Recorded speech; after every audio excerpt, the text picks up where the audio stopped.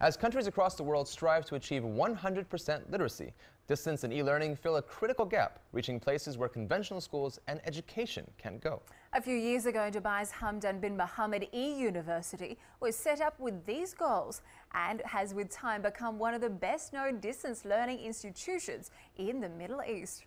Now, for the first time ever in November, HBMEU will be hosting a global conference with professors and members of institutions from across the world arriving here to discuss the biggest challenges to distance education. Priyanka Dutt spoke to Dr. Mansour Al-Awar, Chancellor of HBMEU, and began by asking him of the relevance of distance education in the UAE today. I think the distance learning and online learning and e-learning, it's a growing trend around the world, and the Arab world is not an exception. I would say, due to the financial crisis that the world has been through from 2008 and onward, I think the online learning and e-learning and distance learning is becoming a must for all the Middle East and the Arab countries in the days ahead. Because we need to educate our people, because our people, they need to advance their learning, their knowledge, and that's the only way just to come out of the illiteracy. Our illiteracy rate within the Arab world is more than 40%. So if we are not going to be able and obliged to take the e-learning as a choice, then we will not be able to meet up the expectation of the knowledge-based society. And if you don't have a knowledge-based society, then you are not eligible for claiming a knowledge-based economy. How prevalent is distance learning in this part of the world, especially in the UAE?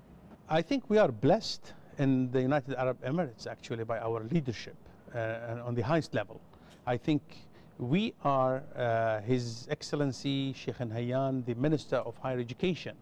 I think he is the first Arab minister who had the guts to go for accrediting the online learning and e-learning. And I think that was a courageous step from an Arab minister, although the rest were so reluctant at that time in 2005.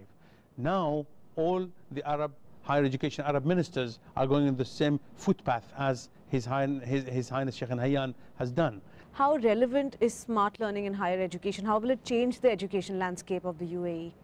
It does mean enhancement of learning. It has mean accommodating technology. It means that our learners and students will take the responsibility of their own learning, and it will be structured learning, not just only a casual learning that the people will take place. So when it goes into the education institutions like the Higher College of Technology, like UAE University, like Zayed University, like other universities, I think that means that enhancement of learning, enhancement of our learners, our students, they will become much more demanding now from our faculty, the faculty in those institutions and the administrators to be able to be meeting the expectation, not the learners, because the learners are actually familiar with those machines and with those equipment. The Hamdan bin Mohammed University has been around for 10 years now. Have you noticed any new trends? Does distance education enable more women or more students who live in far-flung areas to access quality education? Yes, yes. Most of our graduates are females, that they have been maybe dropouts after the dropouts of education system, not dropouts of schools. But they are graduates. They had the undergraduate certificate, bachelor degree, but they would just wanted to go on for master's degree to advance their learning. And I think the Hamdan bin Mohammed University gave them that opportunity within quality standards. That's what it matters.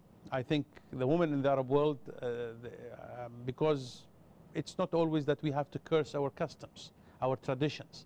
It's because the educators actually did not have kind of an innovative approaches to learning. So once the e-learning is there, so it will become much more, the first segmentation are the women in the Arab world for us. What, according to you, are the biggest challenges to distance and open education in this region?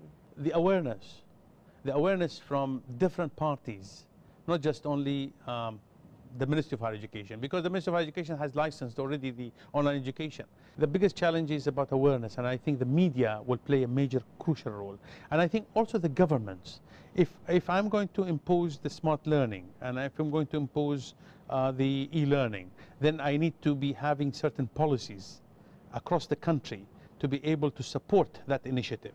That means in the media, means awareness for parents, and not only this, but also awareness how the quality will be preserved in those smart learning and online learning, because that is the most important, crucial parameter for all parents.